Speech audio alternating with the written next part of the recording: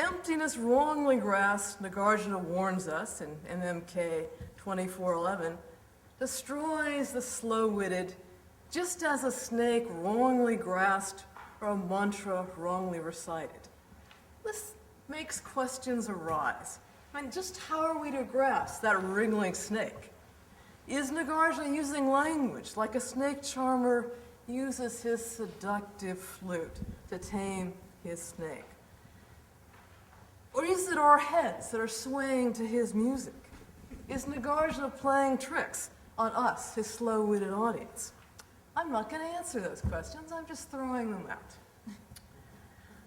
I look at Madhyamaka texts, particularly the text I'm most familiar with, Chandrakirti's commentary on Aryadeva's 400, as a very seductive text. Despite what Mario said about not taking a middle position, I sort of see myself taking a middle position between what Sandy has said and what Jay has said.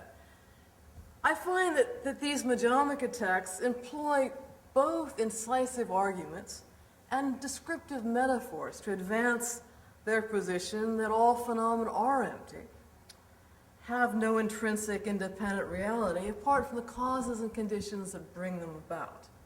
So what does Nagarjuna mean when he claims not to have a thesis?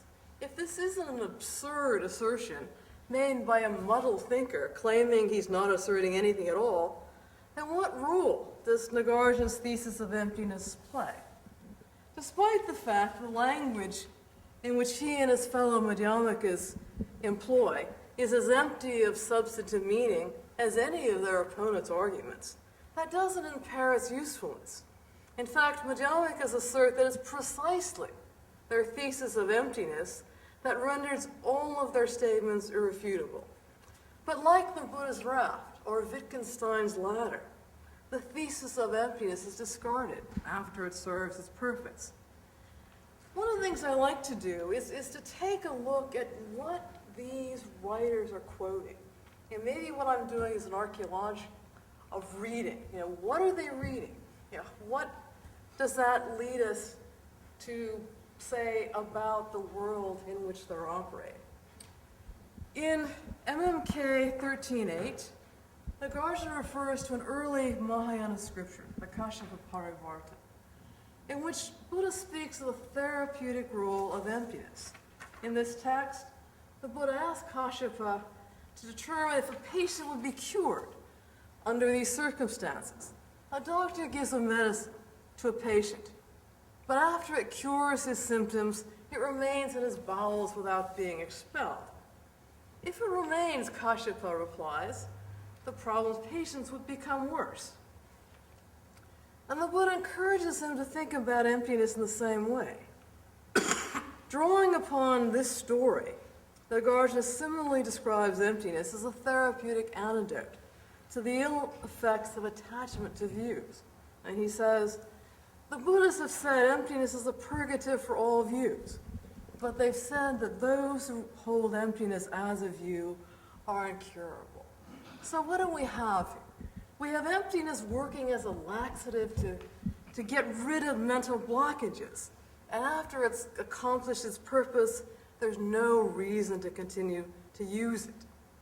Nagarjuna caustically suggests that people who hold on to emptiness will be no better off than the formerly constipated fool who fails to understand the proper use of his medication. Nagarjuna further uses the metaphor of poisonous snakes to make his point about the destructive psychological effects of attachment to views. In the Yukti Shastika, he warns that engaging in divisive debates makes people vulnerable to the attacks of the snakes of the afflictions, the klesha. The snake of desire poisons those who want their own views to triumph, and the snake of anger attacks them when their opponent's views prevail. Releasing one's grasp on these poisonous snakes is essential for progress on the path to liberation. For as Aryadeva claims, there's no peace for anyone who engages in quarreling. This is Chaturshadika 810d. And on this verse, Chandrakirti comments, if you're partial to your position, and you think the position of emptiness is superior, and you dislike your opponent's position and think it's wrong, then you'll not attain nirvana. There's no nirvana for anyone who engages in quarreling and is damaged by attachment and by anger. He goes on to say it's impartial people who always attain peace, the unique taste, the bliss that never ceases, because these people have eradicated attachment. So, as other people have said, Connie most recently, what we have is a sociological project. And the sociological goal of tasting the bliss of nirvana is the end point of this gradual path. The direction in which this path proceeds is indicated through the use of ordinary language and with reference to ordinary things. As Arya Deva says, it's impossible to make people of this world understand without reference to ordinary things. This is Chaudhary 8:19. So the language and the methods of instruction, if they're to be successful in releasing human beings from the blockages, the avaranas, both emotional and intellectual, which impede their understanding, it has to be adapted to the audience. So without employing the discourse of ordinary people and using ordinary language, Chandrakirti writes that even intelligent people can't understand that both self and phenomena are like magical illusions. In getting people to that understanding, Chandrakirti endorses the use of the four conventional pramanas: perception, inference, testimony, and comparison. But he rejects any assertion of primacy of inference over perception. He argues against a Mimamsaka opponent whose syllogistic argument he presents in this way. The Tathagata is not omniscient because he's a human being, like other human beings. For the Mimamsakas, there are no omniscient beings. And a Buddhist who argues that the Buddha is omniscient violates the rule that all elements must have members. Chandrakirti responds by questioning his opponent. What the proposition's two terms express, is this one and the same thing, or is it a different thing? If it's one and the same thing, then the fault of redundancy would ensue. If it's a different thing, then I wouldn't communicate the speaker's intention.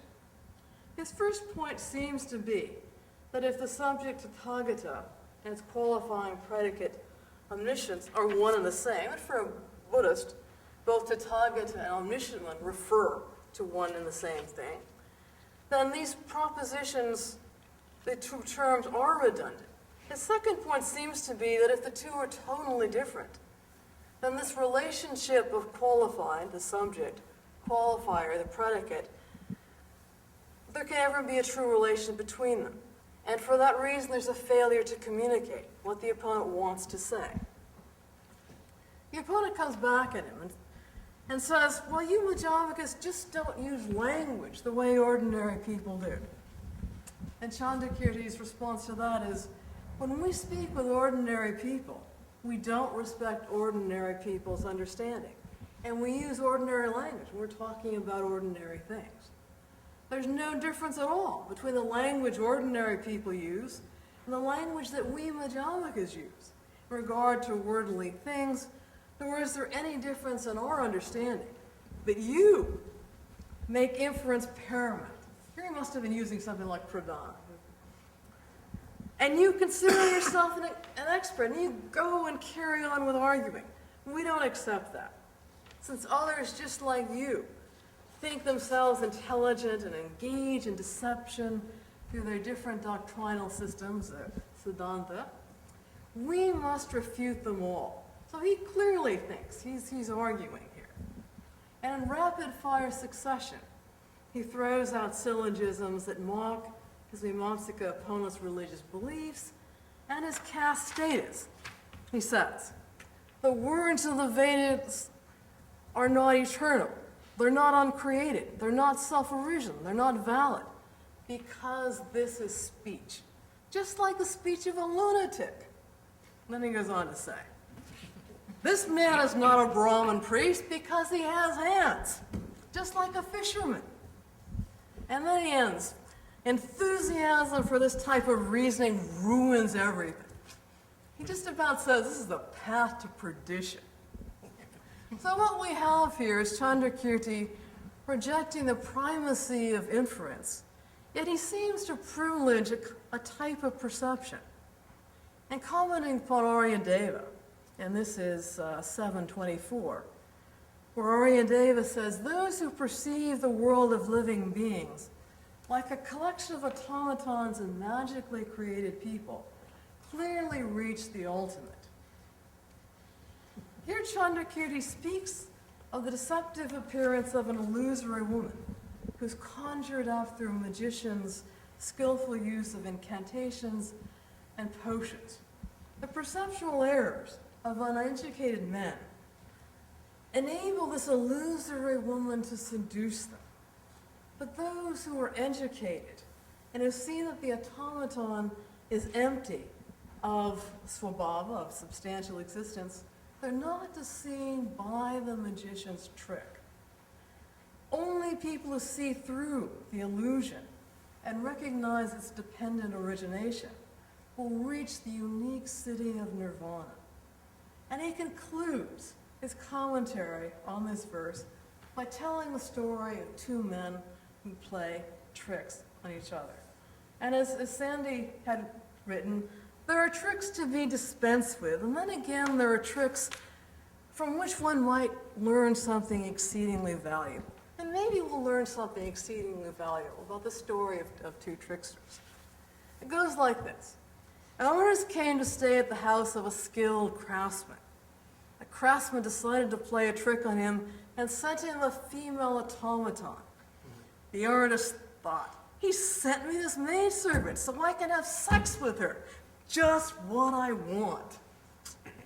He's obviously been seduced here.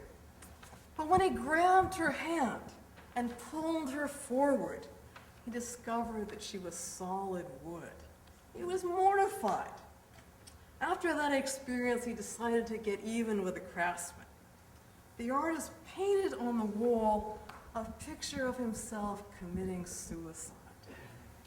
The craftsman saw it and cried out, "Oh no! After you embraced my female automaton, the artist was so mortified he killed himself." Chandrakirti doesn't hammer home the point of the story. So we're left to our own devices to draw our own conclusions. Perhaps this Trompe-l'oeil painting led the craftsman to pay closer attention when he is observing things. Maybe he took a closer second look.